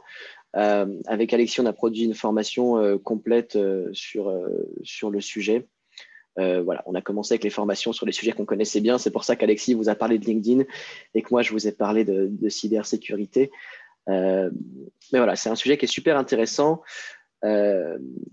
et c'est quelque chose qui n'est pas forcément encore bien pris en compte ou en tout cas qui n'est pas suffisamment pris en compte par les avocats.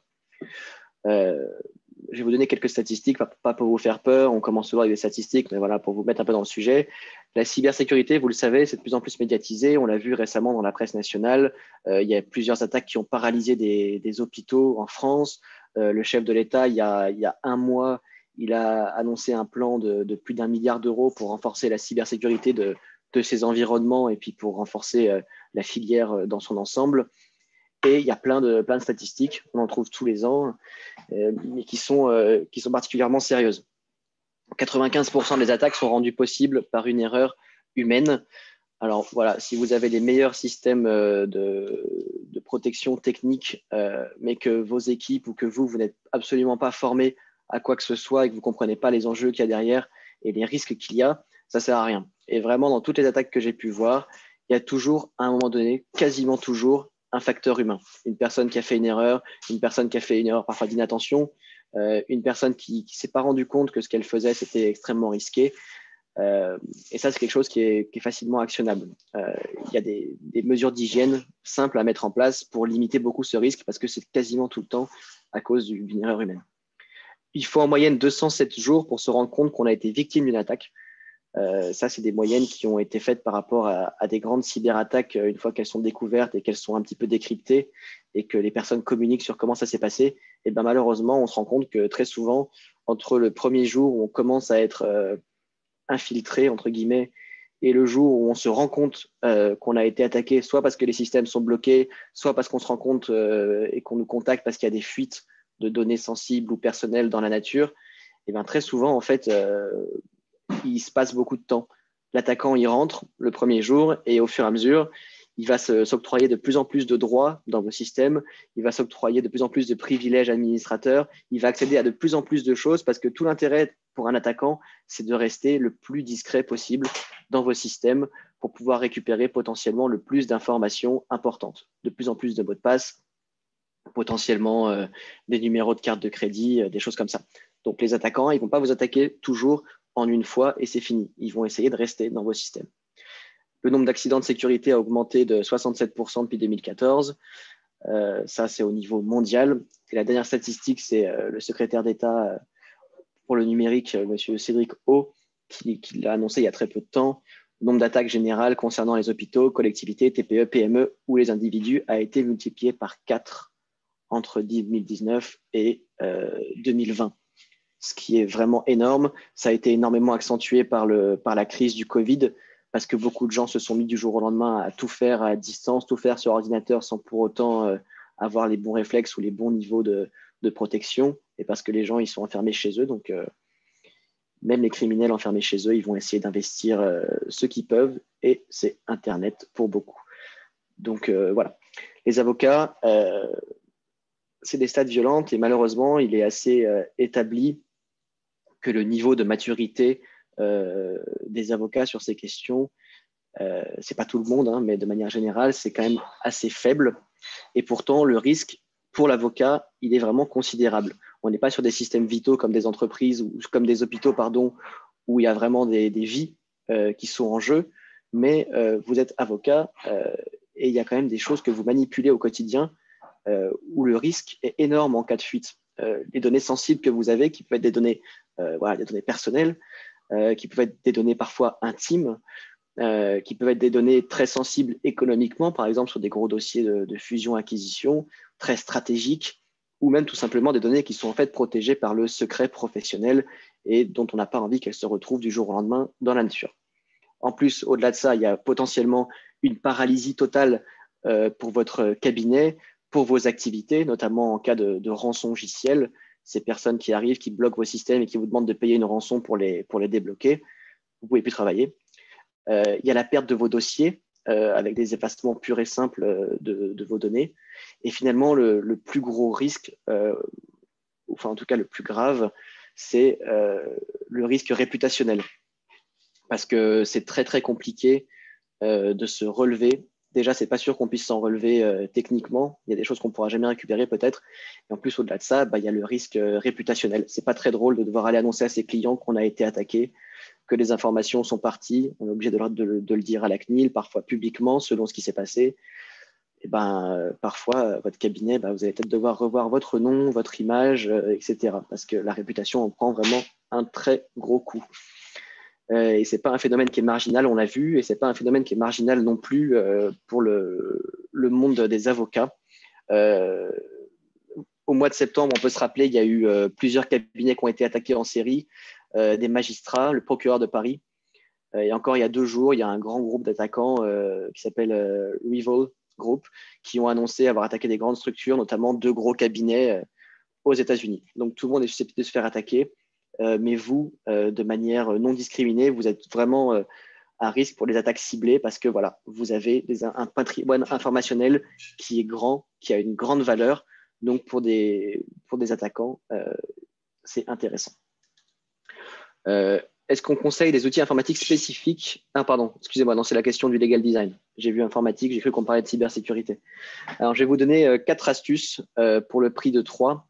La première astuce, en fait, c'est que Pareil, la cybersécurité, c'est un petit peu global. Je ne vais pas que vous repartiez en vous disant, il m'a donné 3 astuces. Avec ces 3 astuces, je suis couvert à 100%. C'est pas vrai. Il faut comprendre que c'est une approche globale, la cybersécurité, elle aussi, et qu'il faut agir en 3 temps.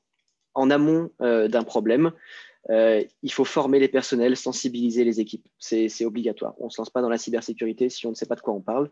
Il faut connaître les interlocuteurs principaux à contacter. Il y a beaucoup de personnes qui édictent beaucoup de règles en cybersécurité et il y a beaucoup de personnes que vous allez être amenés à contacter en cas de difficulté. Il faut savoir un petit peu en amont qui c'est. Il faut connaître ses obligations en matière de notification qui peuvent résulter d'obligations légales du type RGPD en cas de fuite de données personnelles. Mais si vous manipulez des données sensibles, parfois des données militaires, export control ou des données qui sont protégées par des clauses de confidentialité, il peut y avoir des obligations en matière de notification. Il faut être clair avec ça avant toute chose. Il faut mettre en place des mesures de sécurité, une politique de gestion des incidents, ça c'est des choses beaucoup plus techniques. Il faut mettre en place un système de sauvegarde, et ça c'est une des astuces que je vais vous donner, on va y revenir un tout petit peu après.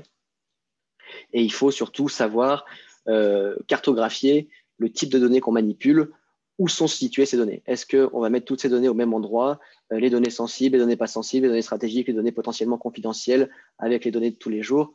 Non, pas forcément. Et surtout, en cas de souci, si les systèmes sont bloqués, il faut qu'on puisse savoir où était localisée telle donnée. Donc ça, déjà en amont, il faut que vous soyez au clair là-dessus. Et enfin, un conseil que je vous donne en amont, c'est d'organiser des petits exercices de simulation de crise. Et enfin, être assuré pour le risque cyber. L'assurance cyber, ça existe, c'est de plus en plus utilisé. C'est pas pour rien. Ça coûte des centaines, selon votre structure, la taille de votre structure, ça peut coûter rapidement des centaines de milliers d'euros en dommages, le cyber. Tu vas effrayer tout le monde, là, Thibaut. Je sais pas, ouais, non, mais attends. Valérie, dis-moi si je suis trop alarmiste, mais désolé, je suis alarmiste parce que j'ai vu tout ça de près et je vous assure, il y a des risques. Hein. Valérie. Il ne faut pas que ce soit la police d'assurance qui coûte des centaines de milliers d'euros, sinon on va avoir peur là. Ah non, c'est pas la police d'assurance, c'est potentiellement le préjudice. Si vous avez un gros cabinet, vous pouvez avoir des préjudices qui peuvent être rapidement très lourds. C'est pas pour rien que. Clair, là, parce que c'est moi qui avais insisté pour. Voilà. Non, pardon, non, c'est pas la police d'assurance qui va coûter des centaines de milliers d'euros, mais c'est vos préjudices. Si vous avez déjà un cabinet de taille moyenne, une grosse cyberattaque, je vous assure, ça va très vite chiffrer. Sans compter les personnes que vous allez devoir faire intervenir, tout ce qu'il faut pour se relancer, tout ce que vous aurez peut-être perdu, ça coûte très vite, très cher. On voit bien le problème qu'on a déjà quand notre logiciel est dans le cloud et qu'on n'a pas d'accès un matin en arrivant. Hein, voilà. C'est l'enfer. Ouais. Au moment de l'attaque, il faut réagir avec méthode, avec calme, définir la nature de l'incident. Tout ça, je vous laisserai revenir parce qu'on va avancer un peu sur des choses plus concrètes. Et après l'attaque, si on se fait attaquer, il faut avoir un retour d'expérience, il faut apprendre de ses erreurs, il faut parfois renégocier ses contrats avec ses sous-traitants si on se rend compte qu'il y a des petits trous dans la raquette. Et il faut faire tout ce qui est technique, restaurer les systèmes, changer les mots de passe. Mais je vais vous donner des astuces voilà, un peu concrètes. La première, c'est sur la gestion des mots de passe. On dit souvent que les mots de passe, c'est la toute première mesure à prendre. On commence à être quand même pas mal sensibilisé par ça. Maintenant, quasiment tous les services que vous utilisez sur Internet vous demandent des mots de passe un petit peu robustes. Alors, si vous ne le faites pas encore, au sein de votre cabinet, définir des règles strictes pour les mots de passe, c'est vraiment impératif. Il faut le faire. Il faut que vous ayez des mots de passe longs, complexes et que vous changiez régulièrement, au minimum tous les 6 mois. Voilà, tous les 6 mois minimum. Il faut que vous utilisiez des. C'était tous les 3 mois, tu vois, la préco. 6 mois, 3 mois, c'est la préconisation. 6 mois, c'est vraiment au minimum. Okay.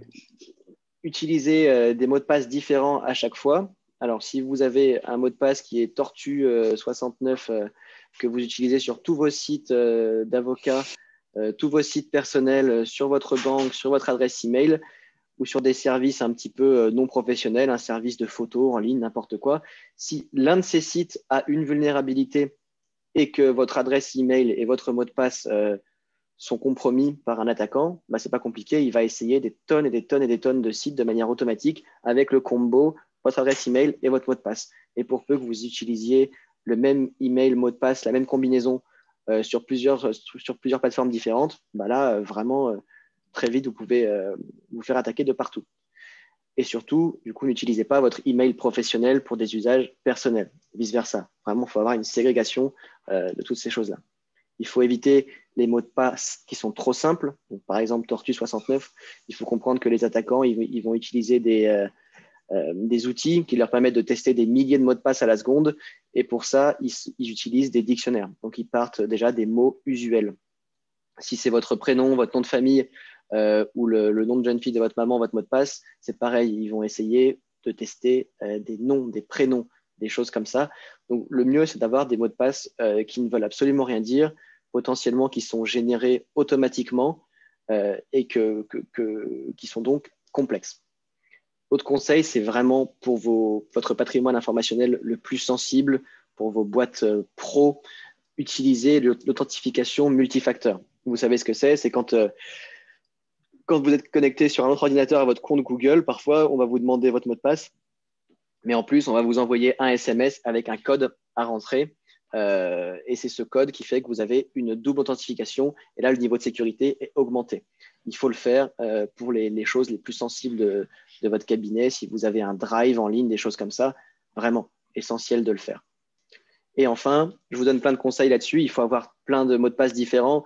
Évidemment, on n'est pas des machines. On ne peut pas retenir 30 mots de passe, surtout si chacun de ces mots de passe sont composés de dièses, d'arrobases, de points d'exclamation et qu'ils veulent absolument rien dire.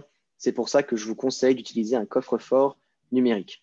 Un coffre-fort numérique, je vous en propose deux, KeePass, qui est validé par l'ANSSI, qui est open source, qui est gratuit, Dashlane, qui n'est pas très cher, qui est très pratique.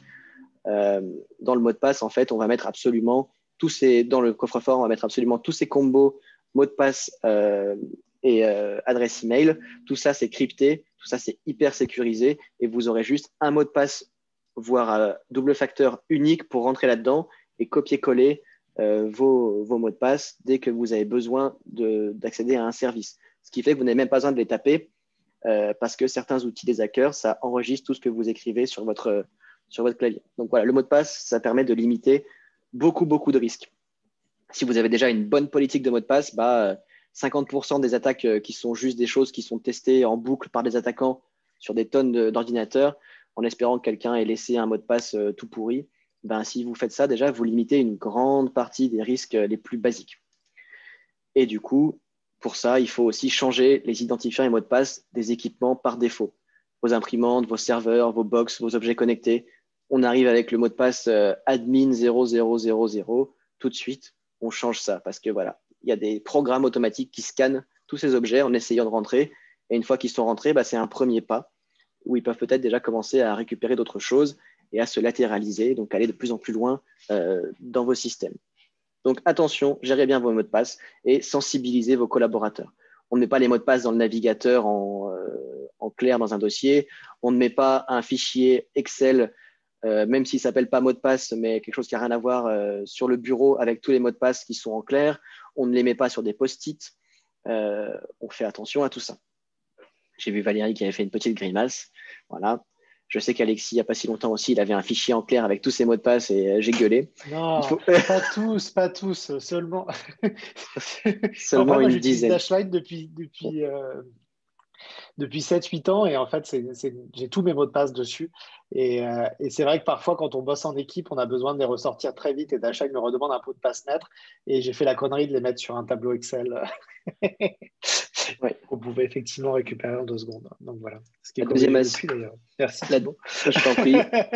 La deuxième astuce, c'est les outils juridiques. Je me rends compte, Valérie, je suis désolé qu'on a été un peu trop passionné. On a déjà quasiment arrivé au bout de l'heure et demie. Comment tu veux qu'on procède? Est-ce que ceux qui peuvent rester restent? Est-ce qu'on coupe court? Non, attends, qu'est-ce qu'il y a? Utiliser les outils juridiques, passe rapidement là, les slides et qu'après on revient en arrière. Moi, j'en ai encore pour un petit quart d'heure voilà, mais sinon, je peux terminer vite. Les outils juridiques, en fait, c'est qu'il n'y a pas que des mesures techniques pour la cybersécurité. Il faut mettre en place des documentations qui sont contraignantes. La première, c'est la charte informatique. Si vous êtes plus qu'une personne dans votre cabinet, il faut commencer à harmoniser les pratiques. Donc, il faut une charte qui indique les usages permis et interdits, qui indique les règles de sécurité en vigueur, qui indique de quelle manière l'employeur va contrôler et surtout les sanctions qui sont encourues par les personnes qui ne respectent pas les règles. Donc ça, c'est hyper important. Et il faut indiquer aussi clairement les exceptions. Par exemple, l'interception des flux ou la surveillance des flux qu'on peut faire sur un réseau, elle ne peut pas concerner les courriels personnels pour éviter de nuire au secret des correspondances. Tout ça, ça doit apparaître dans votre charte informatique si on veut qu'elle soit opposable aux personnes qui vont la signer. Et ce document, voilà, il doit mentionner du coup les sanctions de manière très claire qui peuvent aller d'un simple blâme à un licenciement d'une personne pour faute. Hein. Vous êtes tout à fait fondé à faire ça, mais il faut que vous l'indiquiez. Et de manière générale, il faut que la charte soit lisible, parfaitement compréhensible. Je comptais faire un petit pont avec le legal design parce qu'il y a plein de choses à faire là-dessus, mais on va passer là-dessus. Et la charte doit être vraiment rédigée de manière exhaustive car elle est opposable en contentieux et elle peut servir aussi de support juridique pour faire de la collecte de preuves numériques en cas d'attaque. Il faut que vous ayez prévu de pouvoir accéder, récupérer des logs, tout ça. Donc, c'est pour ça que c'est hyper important d'avoir une charte informatique qui est bien rédigée. Et en ressources complémentaires, je vous ai donné plusieurs exemples de chartes et plusieurs guides pour vous guider pour une telle charte. Merci. La deuxième chose, c'était les contrats de sous-traitance. Pour le cabinet, évidemment, et à conseiller à vos clients tout de suite, évidemment. Les contrats de sous-traitance, il y a du RGPD dedans, c'est obligatoire, mais il faut aussi de la cybersécurité. Il faut exiger que la personne signe votre charte. Il faut qu'il y ait des plans de sécurité. Tout ça, c'est hyper important. Donc là, oui, concrètement, parce qu'on en est un peu dans les astuces concrètes, c'est qu'on a un certain nombre, je pense, de praticiens à avoir des sociétés d'infogérance, enfin des prestataires externes. Donc, il faut vraiment revoir peut-être nos relations contractuelles avec ces gens-là, parce que souvent, il n'y a pas forcément de contrat de signé. C'est ça. Okay. Et je vais même plus loin, hein, les contrats avec un collaborateur occasionnel, avec un intérim, avec un freelance qui vient vous aider pour une mission de communication, des gens qui sous-traitent vos réseaux sociaux, votre site internet. Tout ça, il faut que vous soyez au clair là-dessus, parce que c'est super souvent, c'est quasiment tout le temps que dans les structures de taille moyenne, les failles viennent du sous-traitant, parce que le sous-traitant a accès à vos réseaux et souvent il a moins de sécurité que vous, donc on rentre par le sous-traitant pour entrer ensuite dans vos réseaux. Et si ce n'est pas organisé dans vos contrats, vous n'auriez pas forcément de levier pour vous retourner contre la personne, surtout si elle a fait des fautes. C'est très important que vous ayez mis en place un niveau de sécurité minimum. Okay. Et la dernière astuce que je voulais vous livrer, c'était de gérer ces sauvegardes. C'est vraiment essentiel. Il faut prévoir des systèmes de sauvegarde automatique. Et ça aussi, ça vous permet de régler un très, très, très, très grand nombre de situations catastrophiques. Si votre système est bloqué par un rançongiciel, si vous faites effacer vos données, si vous faites détruire vos informations, un système de sauvegarde, ça peut vous permettre de réagir à tout ça. Ça peut être accidentel ou malveillant. Il y a des attaques, mais il y a aussi des incendies. Vous avez vu OVH la semaine dernière, tout le monde était paralysé. S'ils n'avaient pas eu de système de sauvegarde, on aurait tout simplement perdu des sites internet de milliers de personnes, de milliers d'entreprises. Donc, c'est pour imaginer un petit peu si ça brûle dans vos locaux. Ce n'est pas forcément une cyberattaque, mais il faut quand même prévoir des systèmes de sauvegarde. Il faut dupliquer et conserver donc les données de manière sécurisée en lieu sûr. Et si possible, vous avez bien compris, dans un lieu géographique qui est différent, il faut que vous arriviez à définir qu'est-ce que vous allez sauvegarder. Il faut comprendre qu'on ne peut pas tout sauvegarder tout le temps et pendant 6 ans. Ça coûte cher. Il faut faire des choix. Et c'est pour ça qu'il faut que vous sachiez où sont vos données sensibles et que vous ayez une bonne politique là-dessus. Donc, vous allez définir qu'est-ce qu'on sauvegarde. Est-ce qu'on sauvegarde tout, que certaines choses? Est-ce qu'on sauvegarde chaque jour, chaque semaine, chaque mois, selon vos usages? Comment on sauvegarde? Est-ce que c'est sur le cloud? Est-ce que c'est sur un serveur distant? Est-ce que c'est sur un disque dur qu'on laisse poser dans l'entrée sur le buffet? Non, peut-être pas, parce que si on ne protège pas sa sauvegarde mais qu'on protège ses données, ça n'a aucun sens. Et voilà. Et vraiment la durée de conservation en fonction des données que vous manipulez et de vos obligations légales. Il y a des obligations légales de conservation de certaines données.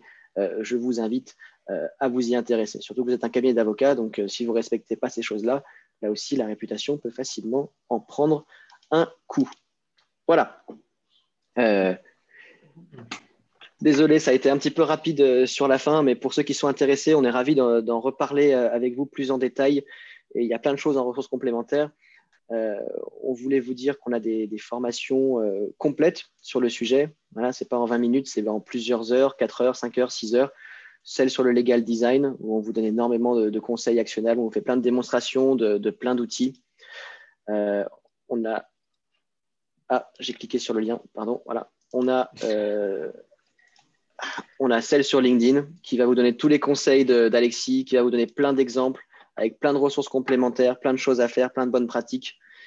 Et on a aussi une formation sur la cybersécurité qu'on a préparée avec une personne qui est juriste et qui est ingénieur informaticien, qu'on a en partenariat avec le barreau de Paris dans le cadre du barreau numérique, du barreau numérique, ouais. Du plan de Qui est transformation faite pour les avocats. Je peux me permettre, Thibaut, en plus, donc ces formations, on est vraiment sur l'idée, c'est de vous transmettre des compétences de A à Z, de vous faire en sorte que vous les ayez assimilées, donc c'est hyper important. Et surtout, on va vous envoyer un code avec une remise, donc si vous voulez en bénéficier, vous pouvez, grâce à la CE et grâce à l'initiative de Valérie, voilà, on vous fait un petit code printemps qu'on va vous envoyer également. Donc voilà. Vous aurez tout ça par mail, vous aurez le replay de la session, vous aurez le PDF. Je vous montre en quelques secondes. Il y a plein de ressources complémentaires pour le legal design, des petites astuces, éviter les bullet points, trouver des polices sympas, designer votre texte. Tout ça, c'est inclus. Prenez le temps de regarder des exemples de chartes informatiques, des exemples de contrats de sous-traitance.